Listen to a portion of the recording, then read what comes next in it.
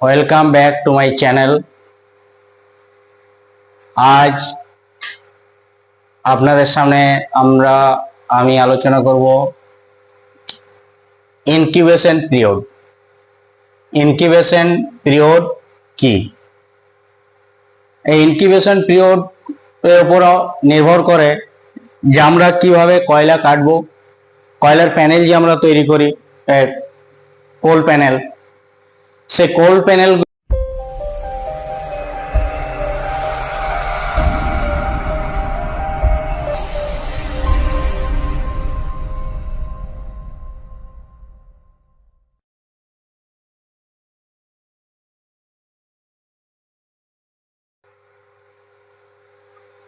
Welcome back to my channel. আজ আপনাদের সামনে আমি আলোচনা করব ইনকিউবেশন পিরিয়ড। ইনকিউবেশন পিরিয়ড কি? এই ইনকিউবেশন পিরিয়ড এর উপর নির্ভর করে যে আমরা কিভাবে কয়লা কাটবো, কয়লার প্যানেল যে আমরা তৈরি করি, কোল প্যানেল, সে কোল প্যানেলগুলো, কতগুলো কোল প্যানেল আমরা তৈরি করব, এটা ডিপেন্ড করে ইনকিউবেশন পিরিয়ডের উপরে। তাই ইনকিউবেশন পিরিয়ডটা কি সেটা আগে জানতে হবে আমাদেরকে। ইনকিউবেশন পিরিয়ড কি না? ইনকিউবেশন পিরিয়ড হচ্ছে যে কয়লায় যখন আমরা যখন কয়লা কাটি, এটা খাস করে ডিপ্লারিং সেকশনে, যখন কয়লার আমরা ডিপ্লারিং সেকশন চালাই, সেই ডিপ্লারিং সেকশনে কি হয়, অনেক সময় আমাদেরকে যদি সিমের হাইট 3 মিটারের বেশি হয়, তাহলে সে 3 মিটারের বেশি হলে মনে করুন 4 মিটার হয়ে গেল, 3.5 মিটার হয়ে গেল, তো সেই কয়লাটা অনেক সময় আর নেওয়া যায় না যদি রূপ কন্ডিশন খারাপ থাকে।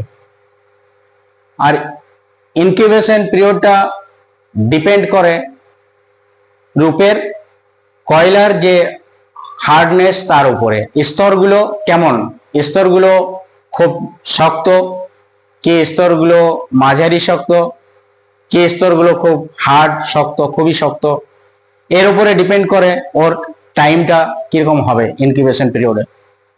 তা আমরা যে সমস্ত কয়লা দেখেছি, যে স্তরগুলো যখন আমরা দেখি সফট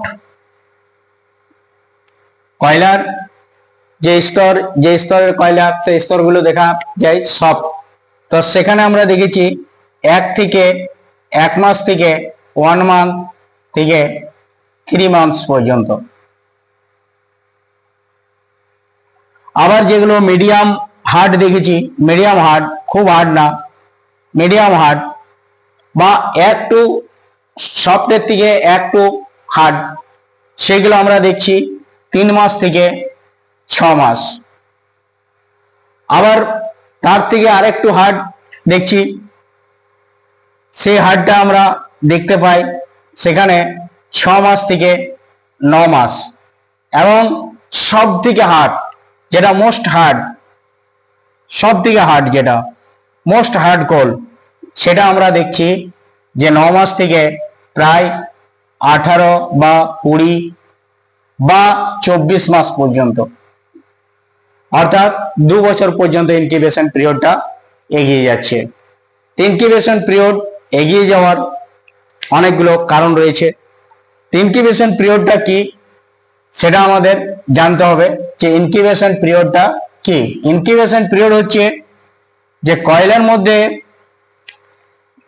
যে কয়লাগুলো আমরা ছেড়ে দিচ্ছি, কাটার পর কয়লা কিছু স্তূপ ছেড়ে দেওয়া হয়, কিছু কয়লা আমরা ছেড়ে ফেলি, উপরে ছাড়তে হয়, যেমন একটু কি বলে 3 মিটারের বেশি সিম থিকনেস থাকে। তো সেই কয়লা অনেক সময় দেখা যায় যে কেটে নেওয়ার পর কিছুদিন পর দেখা যায় যে সেখানে একটা মেজর ফল্ট হয়, মেজর ফল। এই মেজর ফল হওয়ার পরে কি হয়, সেই কয়লাটা ঢাকা যায়, উপরের থেকে পাথর কয়লা পড়ার পরে মেন কয়লাটা কি হয়, খাড়া খাড়া ঢাকা যায়। এই ঢাকা যাওয়ার পরে সেটাতে কি হয়, সেটাতে প্রচন্ড হিট তৈরি হয় এবং সেখানে অক্সিডেশন চালু হয়ে যায়, স্লো অক্সিডেশন, হালকা হালকা, জোরে হাওয়া গেলে কোনো অসুবিধা নাই, কিন্তু যেখানে খুব স্লো অক্সিডেশন যায় সেখানে কি হয়, টেম্পারেচারটা বেশি থাকে এবং টেম্পারেচার আস্তে আস্তে আস্তে আস্তে বাড়তে থাকে। আর এই যে স্লো অক্সিডেশন হচ্ছে তাতে কি হয়, সেলফ হিটিং শুরু হয়, যেটাকে আমরা স্পন্টেনিয়াস হিটিং বলি।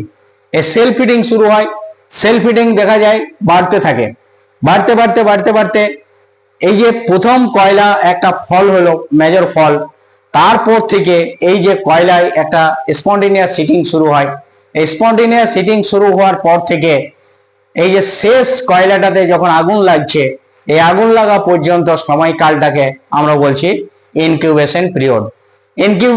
ইনকিউবেশন পিরিয়ড আমরা অন্য ক্ষেত্রেও দেখতে পাই, যেমন একটা হাঁস বা মুরগি যখন ডিম পাড়ে, সেই ডিমটা যখন সে পাড়ে তারপরে ডিমে যখন তা দেওয়া শুরু করে, সে তা দেওয়ার দিন থেকে বাচ্চা ফোটার সময় পর্যন্ত যে সময় একটা গ্যাপিং লাই, সেটাকেও বলা হয় ইনকিউবেশন পিরিয়ড। অর্থাৎ ওই মুরগি বা হাঁস কি করে, ইনকিউব করে, ডিমগুলোকে ইনকিউব করে। ইনকিউব মানে তাপ দেয়, একটা লেইং করে, লেইং তাপ দেয়। এই তা আমরা বাংলাতে এটাকে তা দেওয়া বলি, সেই তা দেয়।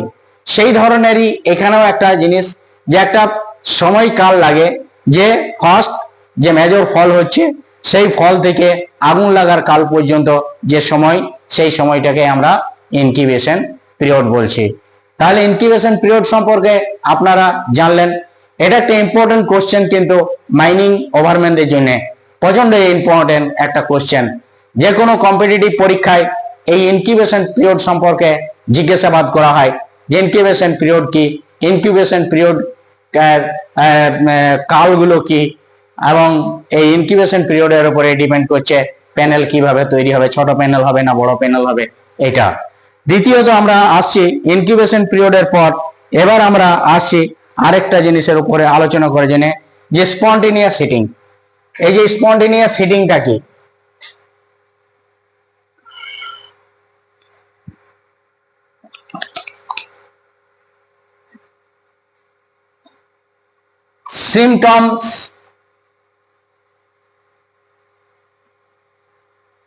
symptoms of spontaneous heating. Symptoms of spontaneous heating. Spontaneous heating এর সিম্পটম গুলো কি না, স্পন্টেনিয়াস হিটিংটা প্রথমে আমরা স্পন্টেনিয়াস হিটিংটা কি এটা জানবো, যে what is spontaneous heating. Spontaneous হিটিংটা হচ্ছে যে যে কয়লা ফল হয় এবং সেই কয়লাগুলো যখন প্রচন্ড হিটের মধ্যে থাকে, এক যদি প্রচন্ড হাওয়া যায়, প্রচুর পরিমাণে হাওয়া যায়, তাহলে কিন্তু সেখানে কি হবে, হিটটা ডিসিপেট হয়ে যায়, মানে চারিদিকে ছড়িয়ে যাবে। আর এক জায়গায় যদি হাওয়া কম চলাচল করে, খুব স্লো অক্সিডেশন হয়, স্লো হাওয়া চলে, তাহলে কি হবে, সেখানে হিটটা ধীরে ধীরে বাড়তে থাকে এবং অক্সিডেশনটাও ধীরে ধীরে বাড়তে থাকে। এই যে স্লো অক্সিডেশন হচ্ছে, তার মানে হিটটা ধীরে ধীরে ধীরে ধীরে একটা সময় কি হয়, প্রচন্ড হিট হয়ে যায়। সেই হিট হওয়ার পরে কয়লার একটা নেচার আছে, যে কয়লাটা আপনা আপনি আগুন লেগে যায়। এটাকে সেলফ হিটিংও বলা হয়। সেলফ হিটিং অর্থাৎ শতদহন, নিজে নিজেই আগুন লেগে যায়। কয়লার একটা চরিত্র আছে যে কয়লাতে নিজে নিজেই আগুন লেগে যায়। তো এই যে কয়লাতে নিজে নিজে আগুন লেগে যাওয়া, এই নিজে নিজে আগুন লেগে যাওয়ার কারণটাই হচ্ছে স্লো অক্সিডেশন। ধীরে ধীরে অক্সিডেশন হওয়ার পরে যে আগুনটা লাগে, সেই স্লো অক্সিডেশনটাকে আমরা বলছি স্পন্টেনিয়াস হিটিং। স্পন্টেনিয়াস হিটিং সাধারণত আমরা জানবো কি করে, যে আন্ডারগ্রাউন্ড মাইন্সে স্পন্টেনিয়াস হিটিং হয়েছে কিভাবে জানবো, সেটা জানার জন্য আমাদের কাছে কয়েকটা সিমটমস রয়েছে। ফার্স্ট সিমটম হচ্ছে, এক নম্বর সিমটম হচ্ছে যে ইনিশিয়াল স্টেজটা কি, initial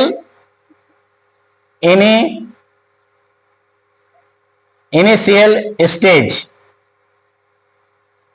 of spontaneous heating. Initial স্টেজে আমরা দেখতে পাই যে এখানে কুয়াশার মতো একটা জিনিস দেখতে পাই, কুয়াশার মতো জিনিস।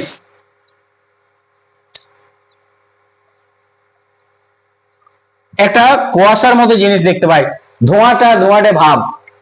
আমরা খাদের ভিতরে যখন কক খুঁটো এগুলো দেখি, বা ভিতরটা লক্ষ্য করি, তখন দেখি একটা ধোঁয়াটে ধোঁয়াটে ভাব, যেখানে হাওয়া কম যাচ্ছে, কম পরিমাণে অক্সিজেন যাচ্ছে, সেই জায়গাটাতে একটা ধোঁয়াটে ধোঁয়াটে ভাব আমরা ইনিশিয়াল স্টেজে দেখতে পাই।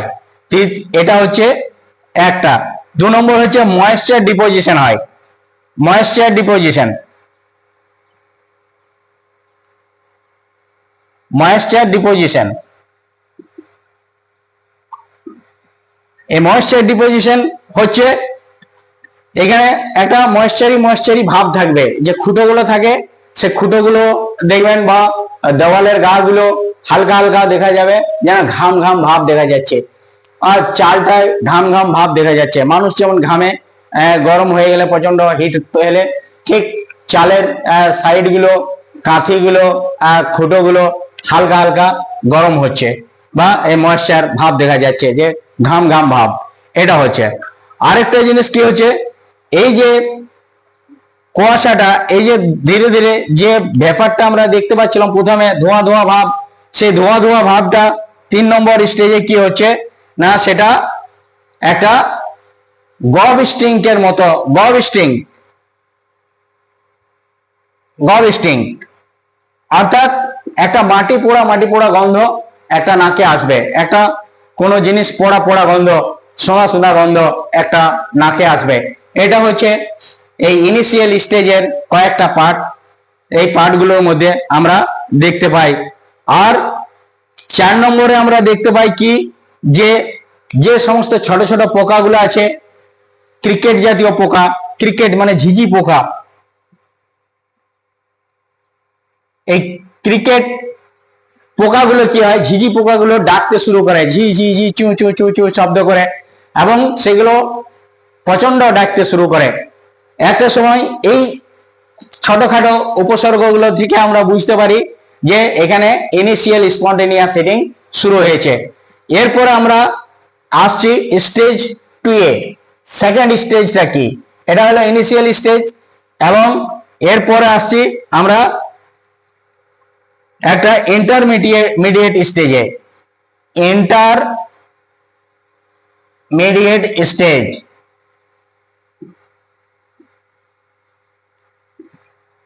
এই ইন্টারমিডিয়েট স্টেজে কি হবে না, তখন আমরা এই সমস্ত সিমটম গুলো তো পাবোই, তার সাথে সাথে মনে হবে যেন পেট্রোল পোড়া গন্ধ আসছে, পেট্রোল পুড়ছে। পেট্রোল যেমন পেট্রোলের একটা গন্ধ বের হয়, সেই ধরনের একটা পেট্রোল অর্ডার মানে নাকে আসবে। তখন এটা হচ্ছে কি বলে, ইন্টারমিডিয়েট স্টেজ, সেকেন্ড স্টেজ এটা। থার্ড স্টেজটা কি, থার্ড স্টেজটা হচ্ছে এই পেট্রোল পোড়া গন্ধটা, যেটা লাস্ট স্টেজ যে আমরা বলছি, থার্ড স্টেজ মানে লাস্ট স্টেজ। লাস্ট স্টেজটা হচ্ছে যে এই পেট্রোল পোড়া গন্ধটা বদলে যাবে, বদলে মনে হবে যেন পিচ পুড়ছে, পিচ সেই রাস্তায় যেমন পিচ তৈরি করে, তখন যারা পিচ গলায় তাদেরকে দেখে কি মনে হয়, যে পিচের গন্ধটা যেমন নাকে আসে, গন্ধ একটা তীব্র গন্ধ, ঝাঁঝালো গন্ধ, ঠিক সেই ধরনের। আর এই ঝিঝি পোকাগুলো প্রচন্ড জোরে শব্দ করবে, আর এদিক ওদিক আরশোলা ঝিঝি পোকা এরা ছোটাছুটি করতে শুরু করবে, তখন বোঝা যাবে যে স্পন্টেনিয়াস হিটিং লাস্ট স্টেজ চলছে। এইবারে অ্যাপ্রোচ টু ইগনিশন, আগুন লাগার মানে অ্যাপ্রোচ টু ফায়ার, এবারে আগুন লাগার দিকে এগিয়ে আসছে। তো এই স্টেজগুলো দেখে আমরা বুঝতে পারবো যে স্পন্টেনিয়াস হিটিং হয়েছে কিনা। তো সিমটম হচ্ছে স্পন্টেনিয়াস হিটিং এর এটা। আর স্পন্টেনিয়াস হিটিং কি আপনারা জানলেন। তাহলে এগুলো খুব ইম্পর্টেন্ট কোশ্চেন হচ্ছে মাইনিং সদর ওভারম্যানদের জন্য, এবং যারা মাইনিং নিয়ে পড়াশোনা করছেন, ডিপ্লোমা পড়ছেন, যারা আগামী দিনে পরীক্ষা দিতে চান, কম্পিটিটিভ পরীক্ষাগুলো, এইগুলো বেসিক জিনিস, এগুলো জানা খুবই দরকার। তাই আপনাদের সামনে আজ এই পর্যন্তই। যদি ভিডিওটা ভালো লাগে তাহলে লাইক করবেন, শেয়ার করবেন এবং সাবস্ক্রাইব করবেন।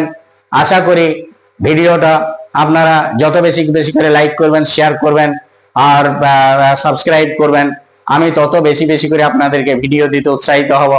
আজকে এই পর্যন্তই, ধন্যবাদ।